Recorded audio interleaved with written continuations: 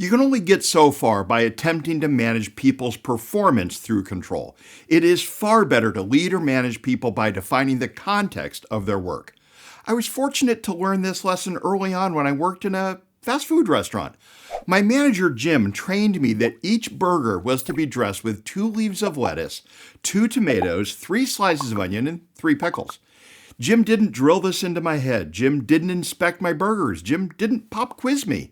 Instead, he explained the context, the reason why our burgers should be dressed exactly that way. He told me to imagine a customer who orders a burger with extra pickles and a cook who loves pickles and puts 5 pickles on by default. When asked for extra pickles, that cook puts on 7. That's too many for this customer, who on a return visit asks for light pickles.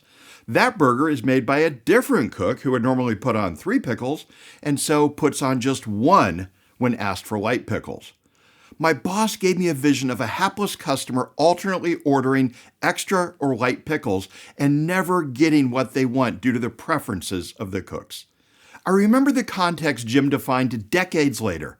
How long would pimply-faced me have remembered these amounts if my boss had merely presented them as rules? My manager defined the context of my customer, a hungry person seeking consistency, and that was enough.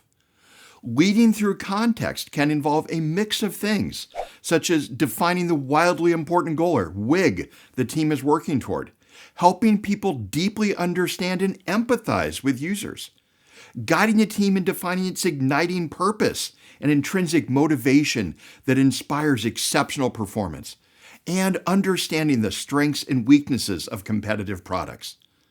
Leading an Agile team, whether as a manager, executive, scrum master, product owner, team lead, or other, is different. It requires new skills. A self-organizing team resists rules and thrives on creativity and freedom. Leading such a team by providing context can also cause it to excel. If you found this video helpful, please do me a favor and hit the like button. It really does help YouTube know to show the video to others. And click the subscribe button if you'd like to be notified of future tips.